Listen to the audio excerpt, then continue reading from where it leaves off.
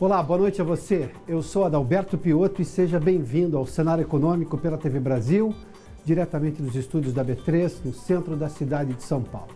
A possibilidade de revisão do acordo de delação dos executivos da JBS fez a Bolsa de São Paulo disparar hoje de manhã. O Ibovespa superou os 73 mil pontos com a perspectiva de manutenção do governo e de a política diminuir a interferência na economia. Durante a tarde, a queda das ações da própria JBS, que faz parte do índice, e as influências internacionais com a crise da Coreia do Norte esfriaram os ânimos dos investidores. Mas o dia foi de aumento da expectativa com a recuperação econômica. Dados da produção industrial em julho, que cresceu pelo quarto mês consecutivo, apontam para um PIB positivo também no terceiro trimestre e um crescimento maior da economia no ano. E o Rio de Janeiro é oficialmente o primeiro estado a fazer parte do Programa de Recuperação Fiscal da União. O acordo foi anunciado pelo próprio ministro da Fazenda e prevê obrigações que serão também do próximo governador. O cenário econômico está no ar. No último dia de sua viagem à China para participar da reunião de cúpula dos BRICS, o presidente Michel Temer disse que a responsabilidade fiscal e a abertura econômica ao mundo são os dois eixos que norteiam a atuação do seu governo. Michel Temer também comentou a notícia de que a delação premiada de executivos da JBS poderá ser anulada. Gisele Garcia está conosco lá em Brasília e nos traz um comentário do presidente de um fato que moldou o dia aqui na Bolsa de Valores. Gisele, boa noite a você.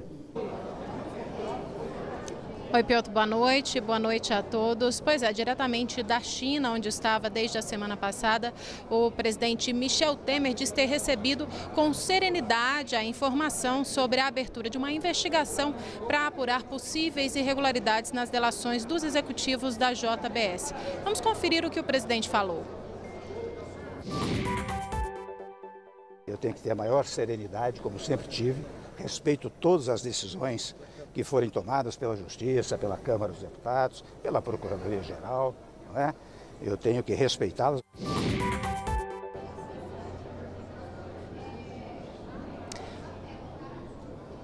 Pois é, e antes de embarcar de volta para o Brasil, o presidente falou com a imprensa e avaliou como positiva, como bem-sucedida a viagem à China. Disse também que as conversas feitas em território chinês devem gerar bilhões em investimentos para a economia brasileira. Um pouco antes, numa reunião com líderes do BRICS, grupo formado por Brasil, Rússia, Índia, China e África do Sul, o presidente falou muito sobre diálogo, sobre cooperação e disse que o Brasil tem um compromisso com o multilateralismo.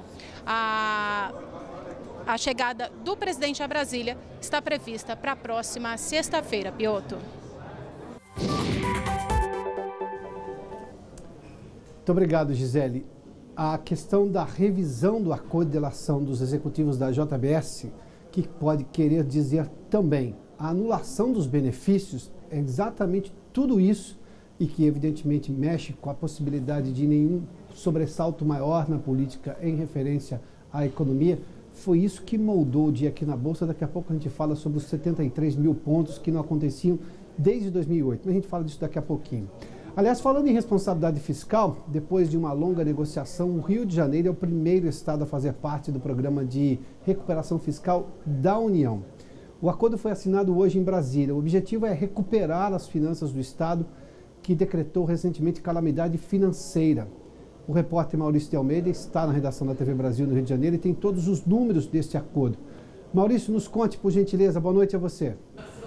Boa noite, Piotto. Finalmente, o Rio de Janeiro conseguiu entrar nesse plano de recuperação fiscal que promete recuperar as finanças do estado. Mas o estado também vai ter que cortar gastos, já que o acordo prevê um corte nos próximos anos de 63 bilhões de reais. É um ajuste fiscal para colocar as contas do Rio de Janeiro em ordem. Mas, em troca, o governo do Rio de Janeiro vai ter grandes benefícios, como, por exemplo, o congelamento das dívidas com a União durante 3 anos, que é o prazo inicial para a duração desse plano de recuperação fiscal. Esse prazo pode ser prorrogado por mais 3 anos, ou seja, pode durar até 6 anos. Nesses primeiros 3 anos, com a contenção dessas dívidas, com a suspensão do pagamento, o Rio de Janeiro vai ter um alívio de 40 bilhões de reais nas contas. É apenas uma suspensão, não uma anistia das dívidas. Portanto, quando acabar o plano de recuperação fiscal, o governo do Rio volta a pagar essas dívidas. Só que não vai ter juros nesses 3 anos em que o Rio ficar sem pagar as dívidas. O governo do Rio também vai receber 11 bilhões e 100 mil reais de empréstimos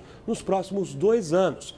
Esse dinheiro será coordenado pelo BNDES, que já tem como contrapartida a privatização da SEDAI, Companhia Estadual de Águas e Esgoto do Rio de Janeiro, que vai ajudar a pagar esse empréstimo que o Rio de Janeiro vai receber. A companhia está avaliada inicialmente em cerca de 3 bilhões e 500 milhões de reais. O governo do Rio também ofereceu outras contrapartidas que foram aprovadas pela Assembleia Legislativa do Estado, como o aumento da alíquota da Previdência dos servidores daqui do Rio de Janeiro, também a suspensão de concursos públicos pelos próximos 3 anos e o congelamento de salários. Tudo para cortar gastos e deixar as contas do Rio de Janeiro no azul. Segundo o ministro da Fazenda, Henrique Meirelles, esse plano que o Rio de Janeiro passou a fazer parte hoje pode servir de modelo para outros estados do país, como o Rio Grande do Sul e Minas Gerais, que estão também enfrentando dificuldades financeiras. Henrique Meirelles disse que o governo federal criou um mecanismo para que o Rio de Janeiro volte a operar financeiramente em azul, saindo do vermelho, que as finanças do Rio voltem a funcionar bem. Vamos ouvir um trecho da entrevista do ministro da Fazenda, Henrique Meirelles. Com isto, o plano de ajuste fiscal do Estado atinge o seu ponto de equilíbrio. Em resumo, o Estado volta a pagar suas contas em dia e o fato é que, a partir daí, o Estado começa a voltar à normalidade que, conjugado com a recuperação econômica do país já em curso, e o crescimento da economia e consequente recuperação da receita do Estado, nós teremos uma normalização das atividades do Estado do Rio de Janeiro nestes próximos anos. Segundo o governador do Rio de Janeiro, Luiz Fernando Pezão, no máximo em 30 dias ele vai receber o primeiro pagamento desse empréstimo do governo federal. E com isso vai conseguir colocar as contas em dia aqui do Estado. Tanto o pagamento para fornecedores, esse pagamento que está atrasado, e também os salários dos servidores públicos. Lembrando que os servidores ainda não receberam o 13º salário do ano passado. Piotr. Muito obrigado, Maurício. O caso do Rio de Janeiro é de descalabro fiscal, por isso a necessidade desse acordo de entrar nesse programa de recuperação fiscal do governo federal, que vai exigir um esforço gigantesco do próprio governo federal em manter esse acordo e também do governo estadual. O prazo inicial, Maurício fez referência, é de 3 anos. Isso quer dizer um compromisso para o próximo presidente da República, porque teremos eleições em outubro do ano que vem, e para o próximo governador do estado do Rio de Janeiro, que também teremos eleições para o governo do estado. Ou seja, é um acordo de no mínimo 3 anos. A responsabilidade fiscal prevista no acordo que permite essa ajuda tem de ser estabelecida e respeitada pelos próximos governantes também. Isso a gente está falando de longo prazo, de economia de longo prazo no país que começou a vigorar a partir de agora. Qualquer promessa indecorosa feita por um candidato no ano que vem não funciona porque o acordo não vai permitir. Esse é um detalhe muito importante para o eleitor.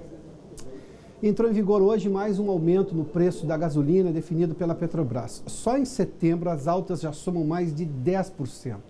E o gás de cozinha também vai ficar mais caro nas refinarias.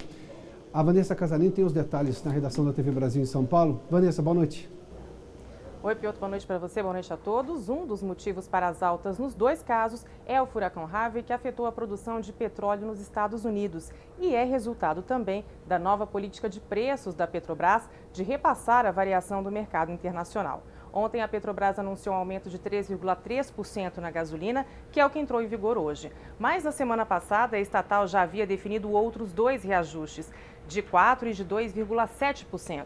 Com isso, o valor médio cobrado do consumidor pelo litro da gasolina chegou a R$ 13,77 na semana passada, o recorde do ano. Já o gás de cozinha vai ficar em média 12% mais caro nas refinarias. O aumento vale para botijões de até 13 quilos. O aumento entra em vigor às 0 hora de amanhã, quarta-feira.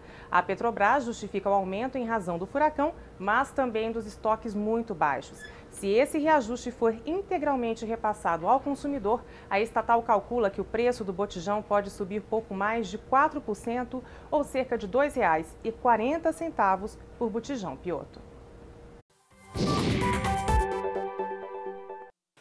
A produção industrial cresceu em julho e agora já são 4 meses seguidos de alta. O aumento chama atenção no comparativo mensal, ou seja, em relação ao mês anterior de junho, e também quando se olha para o mesmo mês do ano passado, ou seja, julho de 2017 com julho de 2016, nesse caso foi até maior, a gente vai ver daqui a pouquinho. A elevação da produção da indústria surpreende quem não apostava numa recuperação econômica do setor e também já melhora a previsão do Produto Interno Bruto do terceiro trimestre, já fazendo com que muitas das agências revejam a previsão de crescimento do Produto Interno Bruto, ou seja, da economia brasileira este ano. Afinal, a alta é consistente em prazo e alcance. Dos 24 ramos pesquisados, houve alta em 14 deles. Vamos dar uma olhadinha para tentar entender esses números todos aqui. Olha, se a gente vir aqui o que chamou muita atenção, de julho agora para julho do ano passado, um crescimento foi bastante importante, de 2,5% da produção industrial. O crescimento também se verifica na comparação mensal, ou seja, julho agora de 2017 com o mês anterior de junho. Está aqui, olha, 0,8%. Também um crescimento. Isso tudo com o detalhe que houve crescimento da produção industrial em abril, em maio, em junho e agora julho, ou seja, olha, abril 1,2%, maio mais 1,2%, junho que tinha ali de estabilidade, um critério de estabilidade, foi revisto e mostrou que houve um crescimento pequeno de 0,2%. Lembre-se que agora, maio e junho, teve todo aquele imbróglio político que afetou bastante a economia. Mesmo assim, a indústria conseguiu se recuperar. E esse dado agora de julho, porque evidentemente a indústria sempre mostra depois o resultado de uma coisa que aconteceu em um determinado mês, porque o investimento que poderia ter sido feito em maio e junho foi postergado, apesar disso tudo, nós tivemos esse crescimento agora em julho. Isso mostra aquele descolamento da economia em relação à política, uma parte desse descolamento, e isso é extremamente positivo, porque a gente vê no ano, apesar do ano ter começado difícil, e esse solavanco aí da economia, nesses meses com o imbróglio político de maio e junho, no ano, mesmo assim, o crescimento é positivo, de 0,8%. Quando a gente faz um comparativo anual, ou seja, quando a gente pega ali os 12 meses, e nós estamos levando em conta também, se já tem os 7 meses agora de julho de 2017, eu estou levando em conta 5 meses do ano passado, nos 12 meses ali. Aí a indústria perdeu 1,1%. Mas essa queda era muito maior no mês passado, chegou a 1,9%. Quer dizer que nós estamos tirando a diferença do ano passado agora com o crescimento que nós estamos tendo agora nesse 4º mês consecutivo de aumento da produção industrial. Para você ter uma ideia, a própria CNI, esses números são do IBGE, já são dados consolidados, mas os indicadores industriais da Confederação Nacional da Indústria, que nós divulgamos aqui no Cenário Econômico na semana passada, já tinham mostrado um crescimento do faturamento real da indústria de 1,7%, de horas trabalhadas na produção de 0,7%, e de utilização da capacidade instalada. E isso é extremamente importante, porque hoje nós temos parte das fábricas está ociosa. Essa ociosidade faz com que, mesmo que haja uma demanda maior, não haverá grandes contratações. Quando você começa a diminuir a ociosidade, quer dizer que qualquer avanço, qualquer aumento agora na produção, depois de uma redução maior da ociosidade, começa a gerar emprego, e emprego é o grande drama ainda que afeta a maior parte das pessoas, a terrível herança dos anos de recessão de 2015 e 2016. Vamos dar uma olhadinha no que puxou esses números da produção industrial agora este mês. Produtos alimentícios, tem influência muito da cana-de-açúcar, vamos lá, volta aqui aos números, está aqui, olha, 2,2% de crescimento. E bens duráveis, e nós estamos falando, ou seja, de coisas que as pessoas compram por um bom tempo, e no caso são automóveis e eletrodomésticos, o crescimento no ano agora, no acumulado, é de 9,8%. Mesmo no comparativo com 12 meses, quando a gente pega os meses ruins do ano passado, os dados começam a cair. Cai, mas ainda assim fica positivo, olha, 3,4% de crescimento no consumo de bens, na produção de bens duráveis. se tem produção, está tendo demanda, porque os estoques também estão baixando. A gente tem mostrado isso com muita frequência aqui no cenário econômico. Ou seja, os dados são de uma recuperação econômica que começa a mostrar. E isso tudo chama atenção para a possibilidade de ter um terceiro trimestre.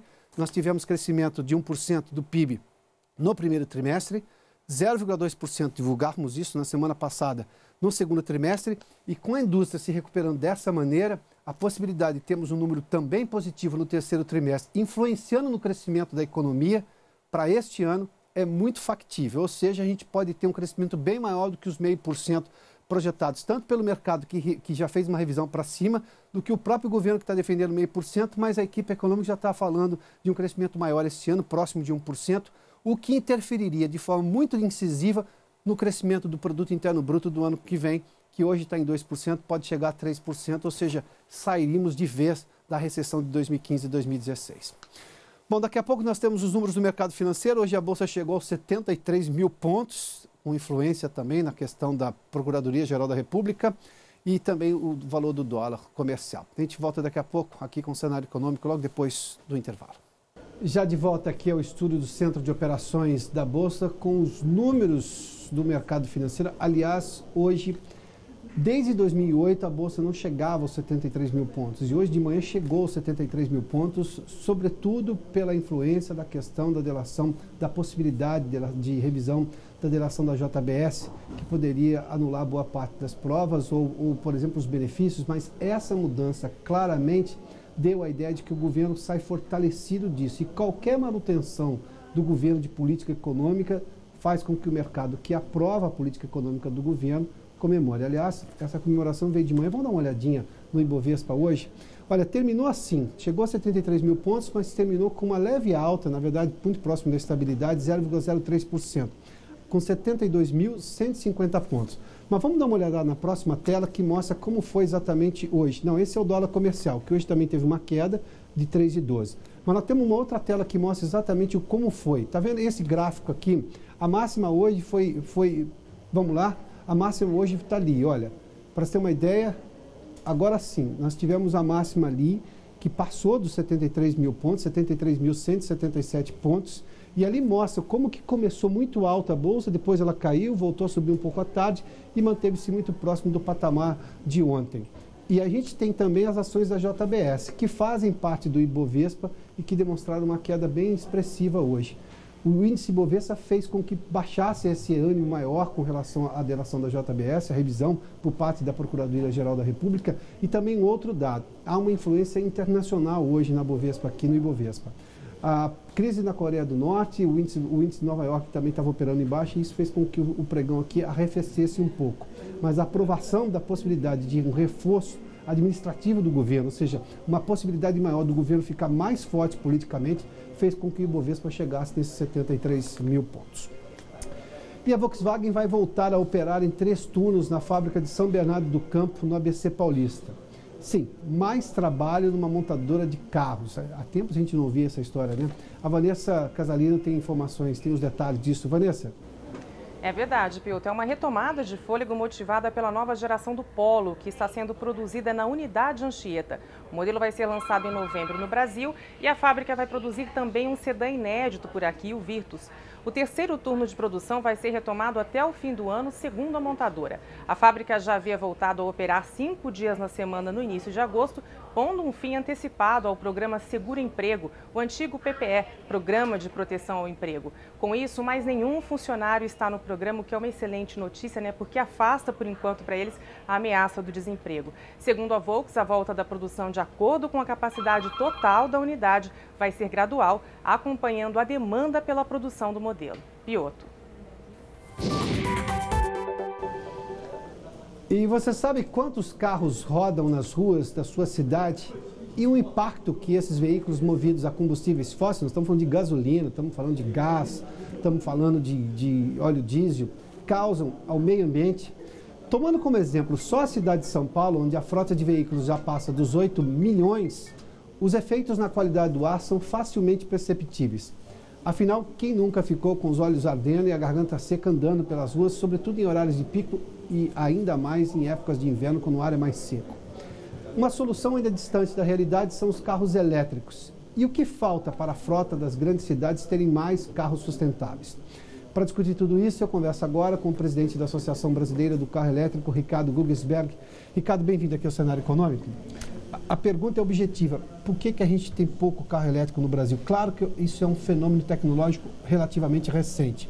Mas por que isso não anda com a velocidade que se imaginaria, dados os benefícios tecnológicos e ambientais? Então, toda a ingressão do veículo elétrico foi impactada por decisões governamentais que impediram que isso acontecesse, principalmente no governo do PT, quando a presidente Dilma Rousseff impediu que abaixasse o custo das tarifas de importação e de imposto sobre produtos industrializados, por conta de medo de faltar energia para fornecimento da população. Coisa que isso é impossível de acontecer no momento, principalmente com a ingressão dos veículos que estão ingressando no mercado de hoje, tá? Que são muito poucos. Tá? Para que nós tenhamos impacto nos veículos, no sistema de distribuição de energia, seriam muitos veículos para impactar isso para o Brasil. Então, isso impediu que a gente crescesse no setor de veículos elétricos, nos atrasasse durante 4 anos. Agora, o governo tem tomado novas medidas para acelerar esse crescimento. Com essa atitude do Rota 2030, eles estão tentando equilibrar a ingressão dos veículos elétricos sem impactar no emprego que a indústria automobilística produz ao mercado. Porque a indústria automobilística tem uma base de sustentação de emprego muito grande, onde a transição, a mudança de veículos a combustão para veículos elétricos poderia ser impactado demais nesse fornecimento de emprego. Porque o parque hoje industrial que rodeia uma montadora não está preparado para entregar ou não pode ser facilmente adaptado para entregar peças de reposição ou de montagem de um veículo elétrico, é isso? Não está preparado para atender a demanda de peças de veículos elétricos. Eu suponho que algumas peças deixariam de existir, claro, por exemplo, o pistão não vai existir, biela não vai existir, anéis nunca mais vão aparecer, uma série, virabrequim, corrente de comando. Mas essas indústrias poderiam mudar o parque fabril delas para oferecer esse outro tipo de peça que um carro elétrico precisa? Porque a indústria automobilística de montagem, ela é responsável não só pela indústria, pelos empregos que ela responde, mas sim por toda a indústria de autopeças que dá manutenção na montagem desses veículos. E esse impacto é um impacto muito grande nessa transição. Então, nós acreditamos que uma transição mais paulatina seria uma em termos de adaptação. Em termos de adaptação, mais saudável para o mercado. Hoje, quanto custaria? Nós estamos vendo o fenômeno da Tesla, que é uma montadora muito jovem nos Estados Unidos. Estamos falando de empresas gigantescas e antigas, como Ford, Chrysler e General Motors. E a Tesla surpreende com fila de espera porque tem carros elétricos. Sim. Toda a projeção das empresas de tecnologia está voltada para carros sustentáveis, elétricos, autônomos e por aí vai. A gente vai ficar atrasado porque quanto isso custaria hoje no mercado brasileiro, sem levar em conta uma escala de produção, ainda no critério novidade? Quanto custaria um carro hoje? Um sedã médio que hoje no Brasil custa o quê? 70, 80 mil reais de entrada? Um sedã custa 200 mil reais hoje. Elétrico? Um elétrico. Puro elétrico custa 200 mil reais. Se a gente fizer um exercício rápido aqui, daqui a 10 anos, quando a gente tiver uma escala de produção, quando normalmente se barateia um produto, se comparado aos 70, 80 mil reais, esse sedã, por ser um carro elétrico, custa mais caro normalmente ou não? Tudo vai depender do desenvolvimento e da produção continuada desses veículos, né? Porque o custo das baterias tem caído bastante e o volume de peças que um carro elétrico precisa ter para funcionar é muito menor do que um veículo a combustão. Então, a gente acredita que esses veículos, em 10 anos, custariam praticamente o mesmo custo de um veículo a combustão. O senhor acha que em quanto tempo nós vamos ter uma mudança completamente da matriz de fornecimento de energia para um carro que hoje a maior parte é a combustão, ou seja, vem de combustível fóssil, e essa mudança para chegar num fornecimento de energia elétrica? Olha, dentro do programa Rota 2030, a gente acredita que essa transição seria em 10 anos. Para ter em que percentual de carros movidos a energia elétrica? Para você ter em torno de 25% de veículos movidos a energia elétrica. 25%? 25% em 10 anos é é o que eu acredito. Normalmente um carro movido a energia elétrica é só energia elétrica ou ele é um híbrido? Você tem os carros híbridos e os carros a energia elétrica. Tá? A proporção dos híbridos hoje é 90 para 10% de elétricos. 90 para 10%? 90 para 10%. A gente acredita que a transição passa pelos híbridos muito mais rápido do que para o elétrico. Tá? Embora o benefício do elétrico seja muito maior. Tá? Mas nós temos uma matriz energética que podemos produzir veículos híbridos flex para atender a demanda da indústria da cana-de-açúcar. Ou seja, um carro que seria movido a combustível vegetal, nós estamos falando de álcool e a energia.